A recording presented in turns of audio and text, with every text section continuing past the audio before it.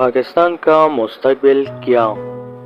میں ایک عام آدمی ہوں اور میں باور کرتا ہوں کہ اللہ تعالیٰ نے مجھے مسلمان گھرانے میں پیدا کیا ہے۔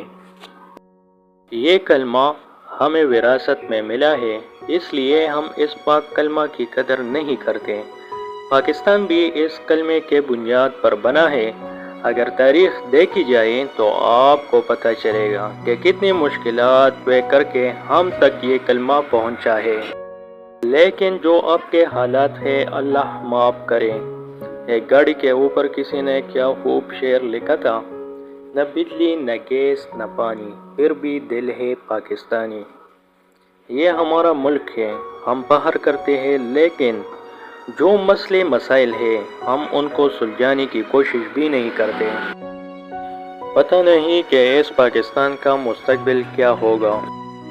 عدالت ہے، انصاف نہیں، ہسپتال ہے، علاج نہیں، مزدور ہے، مزدوری نہیں، منہ ہے، نوالا نہیں، الیکشن ہے، جمہوریت نہیں، مولوی ہے، دین نہیں، ملک ہے، آئین نہیں، وابڈا ہے، بجلی نہیں، واسا ہے، پانی نہیں۔ یہ ہے ہمارا پاکستان۔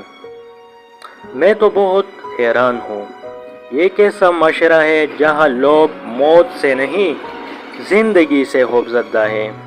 کیا آپ کو پتہ ہے لوگ کیوں خوفزدہ ہیں؟ کیونکہ لوگ سچ بولنے سے ڈرتے ہیں۔ ادھر سچ بولنا گناہ ہے۔ بندر کے ہاتھ اس طرح، پاگل کے ہاتھ پتھر اور فوجی کے ہاتھ ملک، ایک ہی جیسی بات ہے۔ معاف کرنا، ادھر سچ بولنا گناہ ہے۔ مظلوم نے ظلم سے کہا: میں نہ رہا تو تم کہاں رہو گے؟ غربت اتنا بڑھ گیا ہے کہ کیا بتاؤں۔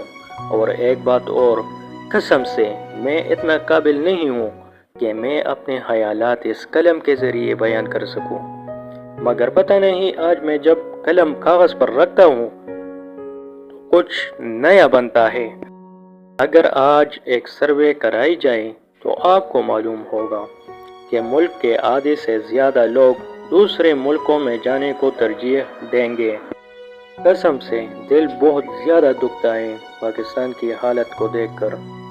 ایران ہم سے کمزور ملک ہے، لیکن پھر بھی اس حالات میں بھی ایران والوں نے کسی سے نہیں کہا کہ ہمارے پاس قلت ہے، خوراک نہیں ہے، ادویات نہیں ہے۔ خدا نہ کرے اگر اس طرح کے حالات پاکستان میں آئے تو کیا ہوگا؟ سوچنے کی بات ہے۔ اگر آپ میں سے کسی کو پتہ ہو کہ پاکستان کس طرح مستحکم ہو سکتا ہے، اپنا قیمتی رائے ضرور دیں۔ بہت شکریہ۔